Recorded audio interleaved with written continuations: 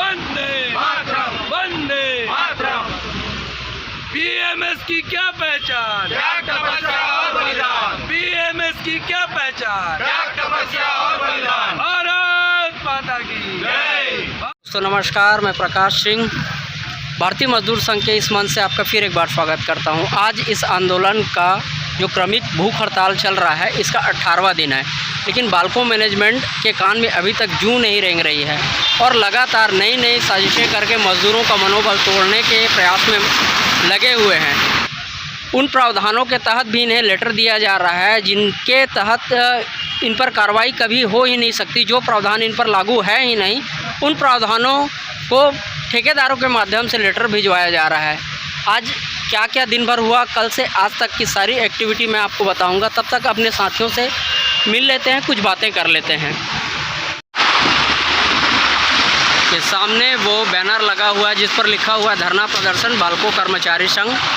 बाल्को प्रबंधन द्वारा भारतीय मजदूर संघ के ध्वज के अपमान एवं कर्मचारियों मजदूरों के शोषण के विरोध में अनिश्चितकालीन भूख हड़ताल।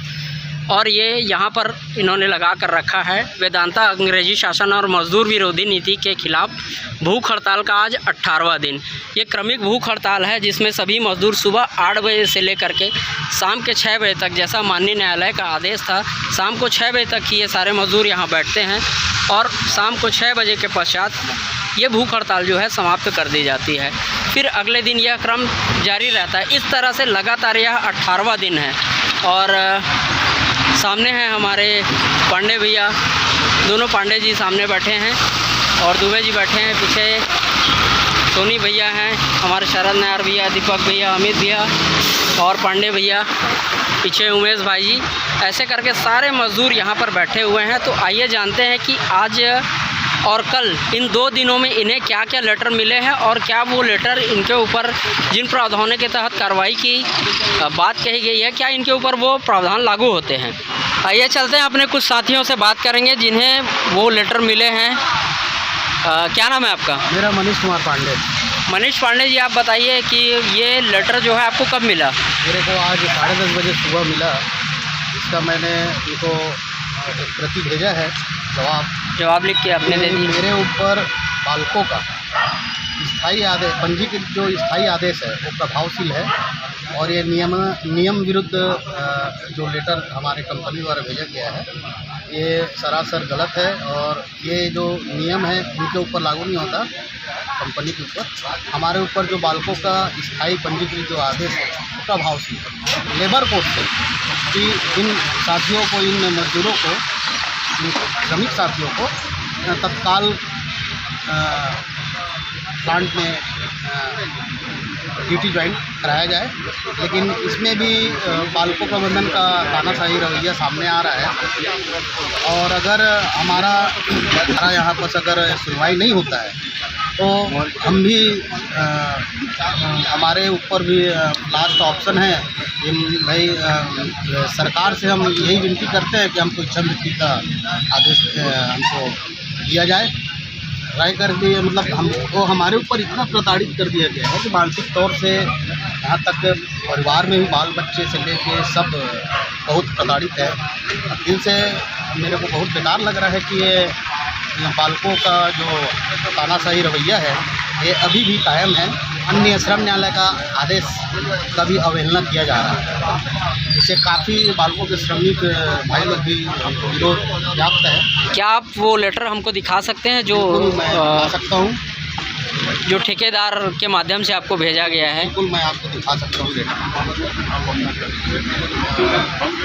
जो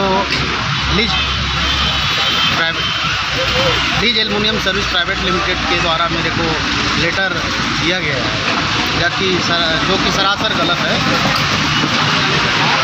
इनमें उन प्रावधानों को दिया गया है जो जिसके तहत यह प्लांट पंजीकृत है ही नहीं। मतलब यह स्वयं ही रद्द हो जाता है। इसी प्रकार इसी तरह के कुछ लेटर जो हैं ये राजीव पिल्लई जी को, उमेश छत्री जी को और मोहन भैया को जो उधर बैठे हैं, और बहुत से लोग हैं, अमित पटेल जी हैं, प्रकाश सिंह जी हैं, ऐसे बहुत से लोग हैं जिनको इसी तरह के लेटर्स दिए गए हैं और उन्हें डराने का एक प्रयास किया गया है। केवल प्रयास किया गया है। ये डरने वाले मज़दूर तो हैं नहीं जो यहाँ पर बैठे हुए हैं, लेकिन फिर भी उन्हें प्रयास किया जा रहा है डराने का, उनका मनोबल तोड़ने का। स्थाई आदेश 1963 जिनके तहत इनको लेटर दिया गया है, और जो स्थाई आदेश 1961 हमारे ऊपर प्रभावशील है जिसके तहत यह प्लांट पंजीकृत है, वो उन दोनों में क्या अंतर है, ये और अधिक जानने के लिए आज हमारे साथ हैं शशांक दुबे जी। हम उनसे बात करेंगे, उनसे इन प्रावधानों के बारे में और अधिक जानेंगे। तो आइए मिलते हैं हम शशांक दुबे जी से। भैया नमस्कार। नमस्कार भैया। क्या नाम है आपका? शशांक दुबे, राष्ट्रीय मजदूर कांग्रेस जिलाध्यक्ष। आज मैं बीएमएस के जो हड़ताल में कितने सुमित भाई बैठे हैं, आज 18 दिन हो गया हूँ, तो उनके समर्थन में मैं भी आज समर्थन में उनसे बैठा हूँ। पंजीकृत स्थायी आदेश 2013 में प्रमाणित हुआ था DSL जांगड़े जी के द्वारा, जिसके तहत 180 दिन से अधिक जितने श्रमिक बालकों के सभी प्रतिष्ठानों में कार्यरत है वो स्थायी कामगार की श्रेणी में आते हैं। इसका उसमें प्रावधान का आखिर से बालकों प्रबंधन के द्वारा पालन नहीं किया जाता है। उसी के विरोध में हमारे दूसरे मजदूर भाई है जिससे भूख हड़ताल में बैठे हुए हैं, क्योंकि इसका फ़ायदा अगर मिलेगा तो पूरा बालकों जितने प्रतिष्ठान में जो काम कर रहे हैं 9000 कर्मचारी, उन सभी पर ये लागू होता है। तो अभी जो LTS जो किया गया है ठेका श्रमिकों का, तो उसकी करने की आवश्यकता ही नहीं होती, क्योंकि पहले से उनका रेगुलर एम्प्लॉइज़ का LTS है, तो उसके तहत उन्हें सभी अलाउंसेस वगैरह मिलना चाहिए, और उनका रेगुलर एम्प्लॉइज़ का जो LTS जो है वो प्रावधान पे लागू होता है। तो क्या यह संभव है कि एक ही प्रतिष्ठान में दो अलग अलग स्थायी आदेश जो है वो प्रभावशील हो? स्थायी आदेश एक ही है, एक ही स्थायी आदेश है, दो स्थायी आदेश कैसे हो सकता है? मतलब जो वर्करों को लेटर दिया जा रहा है एक अलग स्थायी आदेश उन पर थोप करके, तो वह तो स्वयं ही गलत सिद्ध होगा। स्थायी आदेश जो था दूसरी स्थायी आदेश, दूसरे प्रमाणित को भी सार्वजनिक तौर पर उपलब्ध करा देनी चाहिए सबको। मतलब वो प्रमाणित अभी तक नहीं है? प्रमाणित नहीं है तो फिर कैसे स्थायी आदेश? क्या कोर्ट इस बात को मानती है कि मजदूरों के ऊपर जो ठेका श्रमिक हैं उनके ऊपर यह औद्योगिक संबंध अधिनियम 1963 लागू नहीं होता, प्रभावशील उनके ऊपर नहीं होता? प्रमाणित जो स्थायी आदेश, स्थायी नियोजन जो आदेश है इसके तहत स्थायी आदेश तो सभी के लिए एक समान है। अभी जो श्रम न्यायालय का जो जजमेंट है उसमें भी बोला गया है कि स्थायी आदेश सभी कर्मचारियों के जितने बालकों जितने प्रतिष्ठान उसके लिए एक ही है ना। ऐसा नहीं कि रेगुलर एम्प्लॉइज़ के लिए अलग स्थायी आदेश है और ठेका श्रमिकों के लिए अलग स्थायी आदेश। इसका मतलब यह हुआ कि अगर स्थायी आदेश इन पर प्रभावशील है तो यह स्वयं ही 180 दिन काम करने के बाद नियमित कर्मचारी की श्रेणी में आ जाते हैं, लेकिन यह केवल मजदूरों के शोषण के लिए एक अलग स्थायी आदेश जो है इन पर थोपा जा रहा है। शशांक भैया, आप हमें ये बताइए कि यहाँ पर जो बालको प्रबंधन है वो इंटक यूनियन को एक प्रतिनिधि यूनियन मानती है। आप कह रहे हैं कि आप इंटक यूनियन के जिलाध्यक्ष हैं, तो आपका इंटक अलग है क्या, या यहाँ पर जो हमारे कुछ इंटक के साथी हैं वो इन प्रावधानों को नहीं मानते, वो तो इन्हें ठेका श्रमिक की ही श्रेणी में रखना चाहते हैं और अवैधानिक तरीके से LTS कराते जा रहे हैं, तो वो कौन है फिर? हमारा जो इंटक है उसका गठन 3 मई 1947 को हुआ था, और इनका जो इंटक का जो रजिस्ट्रेशन वो 6 फरवरी 2007 को हुआ था। इनके राष्ट्रीय अध्यक्ष रेड्डी जी हैं और हमारे जो राष्ट्रीय अध्यक्ष चंद्रशेखर दुबे, उनके बीच में 2006 से सुप्रीम कोर्ट में मामला चल रहा है असली इंटक नकली इंटक का, उसका अभी तक जजमेंट नहीं आया है। तो उसके अनुसार किसी भी इंटक को अगर वेतन वार्ता का समझौता होता है तो दोनों पक्षों को बुलाना अनिवार्य है। एक तरफा कोई भी इंटक कोई एग्रीमेंट नहीं कर सकती है। और ऐसा ही मामला है कोयला उद्योग में JDCCI की जो बैठक होती है 2016 में लगा हुआ था, वहाँ भी वेतन वार्ता में हम लोग को 2016 से बाहर कर दिया गया है दोनों इंटक को। और साफ तौर पर बोलना है कोल इंडिया का कि जब तक दोनों सेक्शंस का फैसला नहीं आ जाता तब तक वेतन वार्ता में कोई पार्टिसिपेट नहीं कर सकता। मतलब ये प्रबंधन द्वारा जो एक यूनियन को प्रतिनिधि यूनियन का दर्जा दिया गया है वो तो गलत है फिर। तो फिर उन्हीं के यूनियन के पदाधिकारी ने उनके ऊपर अवैधानिक चुनाव कराकर अध्यक्ष महासचिव चुनने का फिर आरोप क्यों लगा हुआ है? जो चुनाव होता है उसके तहत गुप्त मतदान विधि से चुनाव किया जाता है। क्या किसी भी ठेका श्रमिक को गुप्त मतदान विधि से चुनाव करने का अधिकार अभी तक दिया गया है यूनियन के द्वारा?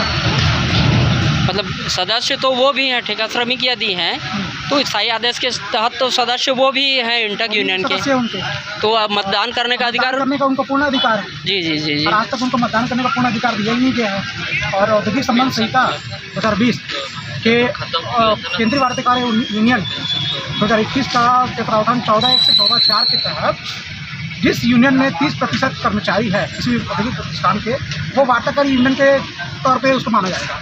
पर नियोक्ता उसके लिए सत्यापन अधिकारी एक नियुक्त करेगा, जो जिसका ना यूनियन से संबंध हो ना कंपनी से डायरेक्टली संबंध हो। वो नियोक्ता अधिकारी जो मास्टर लोग में जितने कर्मचारी हैं उनकी संख्या का सत्यापन करेगा, साथ ही साथ गुप्त मतदान विधि से चुनाव कराएगा। उसके बाद प्रतिनिधि संघ का अपनी संघ घोषित किया जाएगा। मतलब यहाँ तो ऐसा कुछ कराया गया नहीं है, मतलब ये प्रतिनिधि संघ जो यहाँ बनाया गया है वो थोपा गया है एक तरह से। धन्यवाद आपका बहुत बहुत। हम अपना अधिकार मांगते, नहीं किसी से भीख मांगते।